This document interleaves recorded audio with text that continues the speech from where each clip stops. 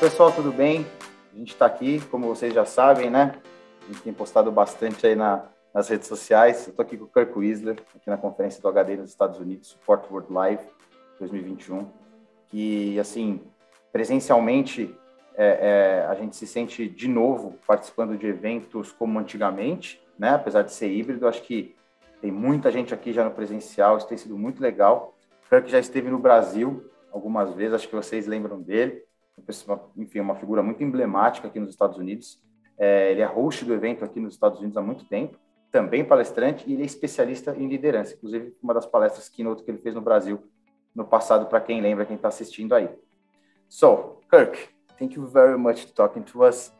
Probably who is watching, or most part of them knows you from Brazil on the other conference that you stayed with us. But which we agree was too many years ago. Yeah. It's time to come back. Years ago, yeah. I have already told, I said, I want to come back to Brazil and I want to see my friends. And so we're talking about that. We got to make that happen. Let's make it happen for sure. So, but we see each other every year at this conference because you guys and your team are always good to come up here to find out what the Americans are talking about, find out what's being said, and make sure you're ahead of the game.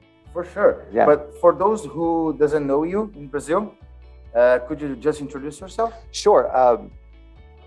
I think my association with this industry is always usually around leadership focus. I grew up in a support center world, but I was more on the leadership side than the technical side. So I'm not usually the guy back there writing code or looking and analyzing the data. I'm usually the guy that's saying, how do we keep people involved? How do we keep people engaged? And I think to your point, we want to talk a little bit, how do we keep people engaged now that we've gone not just a chosen virtual environment, but a mandatory, kind of a necessity virtual environment. How do we keep that? And so, but those are I usually talk about leadership-based topics. How do we influence people, and how do we receive influence in our lives? Yeah, for sure, Kirk. This is the main point. I mean, we are facing a lot of challenges on this new model. Yes. I think in some time it would happen, but was so fast because of the pandemic. Yes. And I would like to know from you that talks to a lot of people, do your consultancies and speeches around US and the world. Yes. What do you think is, how can we manage this challenge to have our teams in our companies at home or with the anywhere operation model? How can we keep them engaged, like happy? No, the question you ask and the question that we all have is, how do we do this? How do we do this well? So we're all doing it, but we're doing it because we have to. And that doesn't mean nobody's wrong here, right? Nobody's doing anything wrong, but we're trying to now figure out what's the best way to do this.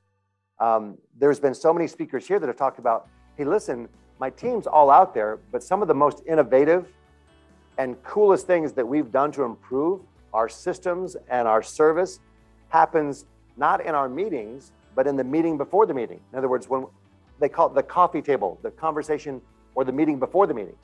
And we're not having that. If we're all home virtually, we're just logging on and doing our stuff. We're logging on to our meeting and we're logging on to provide our service and our solution.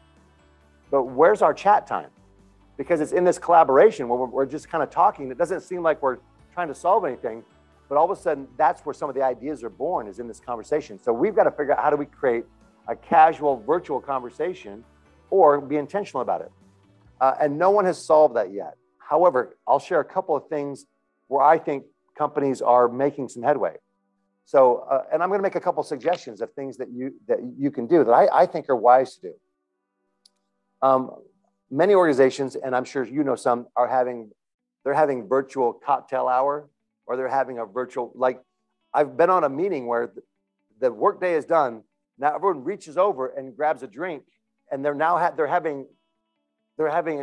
at the pub, but right, they're at the pub. And they just keep their cameras rolling, but they're having right? They're having a virtual meeting. And I don't know that alcohol needs to be involved. However, that's something that many teams are doing. Many teams are having one time a week where they do some type of game. So here's a couple of things that I think are actionable ideas. I do a presentation called Zip Zap Zoom. And the whole idea behind Zip Zap Zoom, do you guys do Zoom or Teams? What's the platform you guys use for virtual? Teams, Zoom, okay, Meet, all of them. Okay, yeah. So the idea was we're doing so many virtual calls. We ask people, how many virtual meetings have you been in this week? And the numbers go anywhere from 7. I've been in 7 virtual meetings this week to 47. We've had people that I've had 47 different virtual meetings this week I've been involved in. Oh my gosh. And some of those meetings are painful. Some of them are terrible. Some of them are like, oh, you know, right? But then occasionally we've been in a couple virtual meetings where somebody on the meeting, they did something that was kind of fun. Like they did an activity, they did a game, they did a scavenger hunt. Like they go, hey, before we start the meeting, everybody grab something that is wet. And so all of a sudden now you see people scrambling and they're grabbing a drink, they're grabbing a fish, a goldfish, and they're holding in front of the camera something that's wet. It seems silly, but that moment of silliness where we're all doing something outside of the meeting, that's community, that's culture. Okay, so that's just an idea, but here's the big idea. In the last year and a half, ask yourself, how many virtual meetings have I been a part of? And, right, think about this for just a second, because we've survived hundreds of virtual meetings. We got through them. But I'm going to ask you to go back and say, what did you get from them? And here's what I mean by that. Go back to the 10 coolest virtual meetings you've been a part of and cherry pick, that's my phrase, pick the best idea. What was it about that meeting that made it better than every other virtual meeting? And then start collecting those ideas. Build a slide deck or a folder of the 10 or 15 coolest ideas you've done in a virtual meeting, and that becomes your toolbox. Now, the next time you lead a virtual meeting, you integrate one of those ideas. So you transact the business that you always did, but you introduce something that is also transformational, helps the team grow together, helps the team grow with each other. Here's a couple specific examples. One team meeting I was on, so we're all logging onto a virtual meeting. So we're just waiting. So you're on, I'm on, we're waiting for Rob to come on. Where's Caprice, right? Where's Maria? We're waiting for them to log on, and we're just waiting, and we're kind of chatting, and it's good. In this meeting, though, as soon as I logged on, the screen showed a picture of a toy from 30 years ago. And the question said, in the chat, type in your favorite toy from childhood. Wait, the meeting hasn't started yet, but as soon as I got to the meeting, there was a place for me to engage. And all of a sudden in the chat, I'm typing in my favorite childhood toy. But am I just typing it in? No, I'm reading to see what you typed in. I'm reading to see what Maria typed in. Rob comes on the meeting and he goes, oh, the meeting hasn't started yet, but it has, because engagement has started. Building the team has started. Learning more about each other has started. Does that make sense? Yeah. So that's just an idea. I challenge you to think about the last 20 cool ideas you've experienced, and don't just enjoy them and go, I'm glad the meeting didn't suck because of that. Instead go, what did they do? I can do that too. Now you take these 20 ideas, right? You bring them to your team and say, guys, here's the challenge. Sometimes as leaders, we feel all this weight that we've got to solve. How do I engage a virtual team? No, who's on your team? 15 problem solvers are on your team, right? I said, here's the challenge, team. So take the challenge that we're all facing, give it to your team and say, guys, hey, listen, I love you, you love me. We're all doing a great job virtually, but we don't have the chance to build each other as we do when we're in the office. So I need all of us to be thinking about ways that we can build our team even as we operate virtually.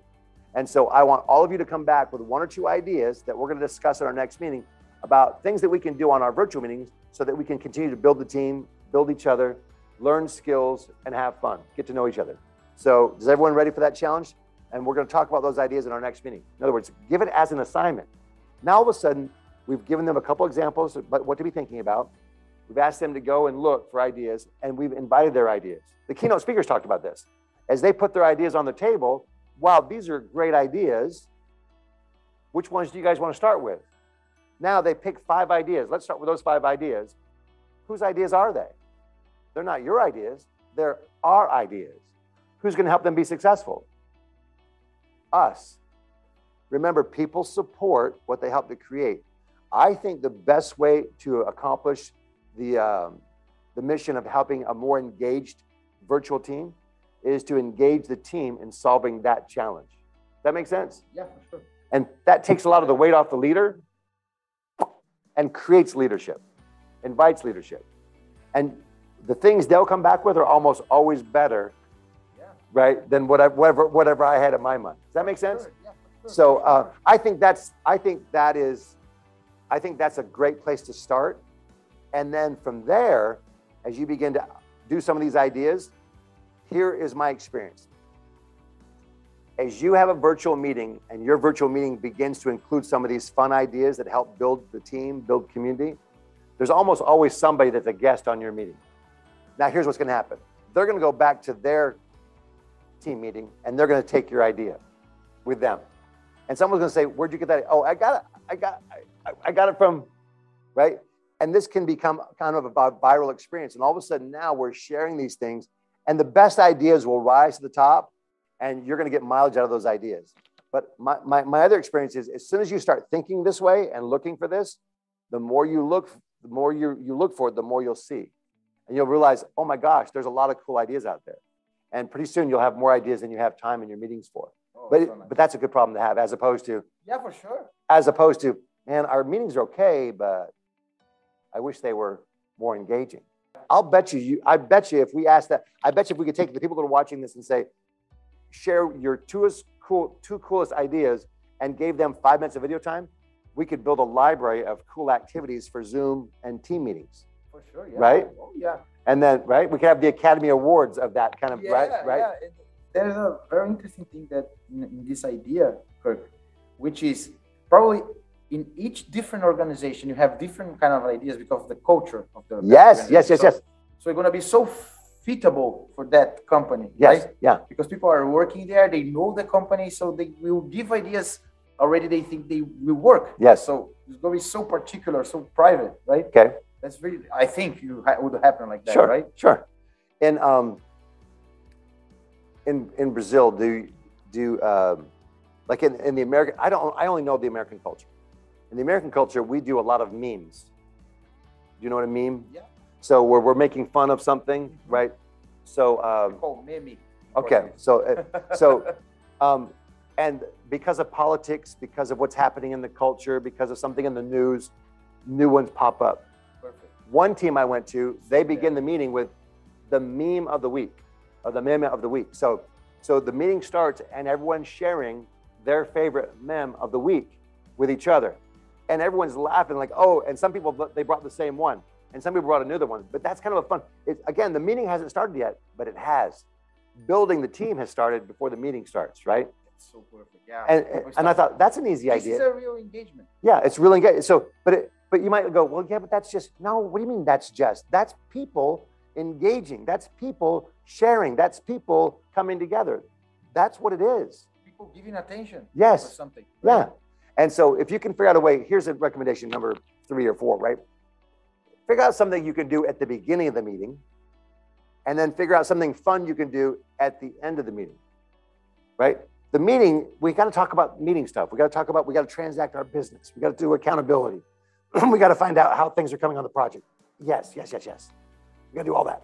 But at the beginning of the meeting and the end of the meeting, we can do something that's more about the team, more about learning more about each other, or learning more from each other, or learning more with each other. So bookend the meetings, begin and end the meeting with something fun, right? And people won't want to leave early, and they won't want to show up late. So nice, Kirk. And probably on this path, yes, you're gonna find new leaders in your team, right? Yes. Which was probably hidden. Yes. So nice. So okay, you bring me another example. So on one team event, they did a scavenger hunt, and the scavenger hunt, there was like 3 or 4 things we were supposed to find. Something green, something you could eat, and everyone's at home, right? So people are getting up and running to the kitchen. Some people have a snack right on their desk or whatever. Something that makes music. So I'm on this call. I don't know. I'm a guest on the call. I don't know these people. There's like 20 people on this call. So 20 little squares. This guy comes back in. He's got his son's tuba. His son is in a band and has a tuba. So he's got a tuba. Now he's blowing in the tuba on the Zoom call, which was hilarious. Another person is drumming, and they were a drummer in high school. They didn't have drums, but they grabbed a couple pens and they're drumming, and they're a pretty good drummer. Then nobody knew this.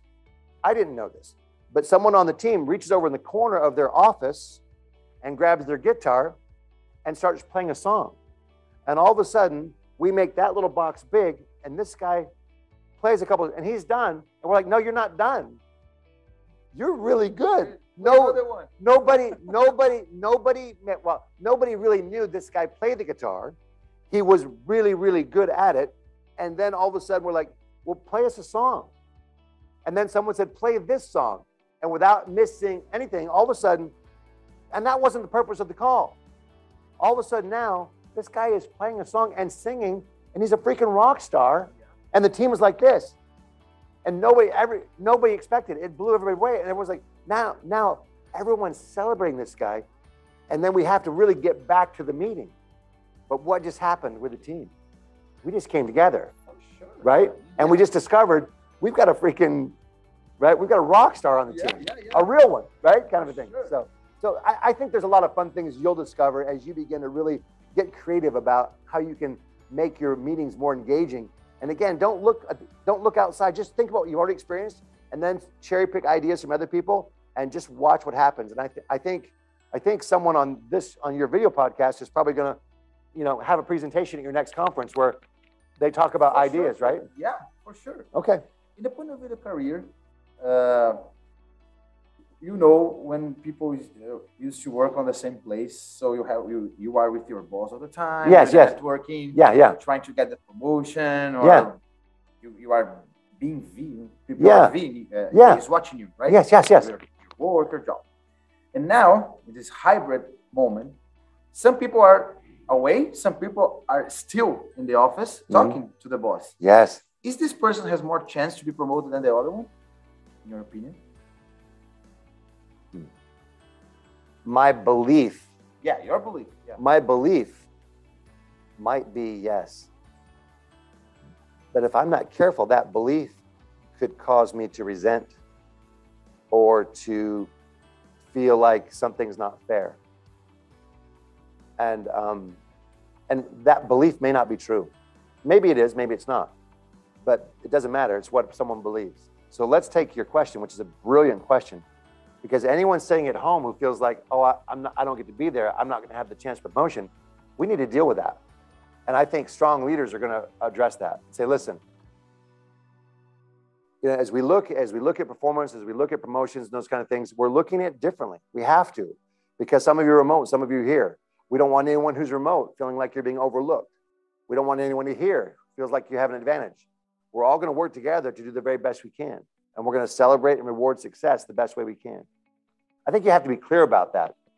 I think that speaker that said, call a thing. In other words, if this is a worry somebody has, let's talk about it. Let's not pretend that it's not happening. Let's talk about it. Let's put that it is happening. Let's put that worry to bed if we can. Let's address it, and let's do our best to be right. Yeah, and the management probably needs to try to do the gap minimum, right? You're right. So if I'm a manager, I got to be thinking, how can I make sure my remote employees feel as loved and connected, and that I see their efforts, I see their productivity the same way I see someone who's coming in the office every day. Right? Sure. Yeah. This is the way that we were discussing in an advisory board meeting in Brazil about it. This is the reason that I brought this question. Yeah. Nobody has a specific answer, but people are starting to think about it. Yeah, we got to think about it. And then as we think about it, we got to go, how can I be more intentional? And by the way, nobody has to have the right answer. The idea is that we come to the answer. And we heard that a couple times a day. People saying, hey, they said, I promise you we're going to solve this. They didn't have any idea how, but they were committed. That you have some answers. Yeah. Right. In other words, I'm letting my team know, hey, we're thinking about this. We're looking at this. We've never had to look at this before. Yeah. We're looking at it now. We're going to figure it out. I promise you. Yeah, Kirk. It's a good question. It's a good question. Yeah, and so in the end of the day, we are facing new things. Yes. And I think the point now is to do the right questions, not have the right answers for now, right? I think Here's an analogy that helped me. My wife and I have 6 children, and I've never had 6 children before. I grew up with 2 brothers, and so now I've got 3 daughters and 3 sons. And I remember when they were just becoming teenagers, and we gave them iPhones, we gave them technology, and then they started doing things with their technology that I thought, that's not healthy, that's not good. So I took them away. You know, I said, you got to turn them off. But they go, that's not fair. Why are you changing the rules? And I go, well, I said, I've never done this before. I've never been a parent before. I've never been a parent of a daughter before who turned this age with a device in her hands that she did this with. So I didn't know. I didn't know what I didn't know. I didn't know this could happen. I didn't think it would happen. I never even imagined it. But now that we're here, I realize I've got to do something differently. And I think as leaders, the same thing. We don't have to pretend that we know everything. Say, listen, I've never done a remote team this way, this fast. We've never done this before. So I don't know. So we're going to try this. And if it doesn't work, we're going to try something else. I want you, if you will, to give me the virtue of letting me try something new, because we're all in this together. And so I would love to tell you that we're going to try this new management thing and it's going to work great, but it might not. And if it doesn't, we're going to try something else. What would the guy say? The opposite of success isn't failure. The opposite of success is not trying. And so we're going to succeed. But if you think, or I think, that we're going to succeed the first time we try something new, yeah, that's vanity. That's hubris, right? And that's not reality. The reality is we're going to try, and then we're going to adjust, and we're going to make it, right? The important thing is keep on trying. Yeah. For sure. And that's all of us. And that includes me. For sure. Nice. Kirk, thank you very much for your time. It was such a pleasure to talk to you. Thank you. I think lots of people will remember you, and who doesn't know you is still gonna love you for sure. And we're gonna make that happen. That's nice. Bring you down there again. Listen, you and family, probably. Yeah, I had such a delightful twice. Yeah. Twice visits to Sao Paulo, and just such a brilliant time each time. Yeah. So I'd love to come back and spend time with you. If I do, we got to work hard. Let's do it. We got to see as many people as we can. Let's do it. And talk about leadership and get ideas. People, restaurants, places. Yeah, and we got, and I want to hear the ideas that they've come up with. What are you guys doing with virtual teams? And maybe bring some things from Brazil back to the United States. Perfect. Yeah, that'd be great. All right, listen, I'll see you in person soon. In the meantime, make it a great day and make great things happen with your teams. Pessoal, obrigado pela audiência de sempre aí. Continuaremos aqui no evento conversando com o pessoal. Kirk, thank you very much. Thank you very much.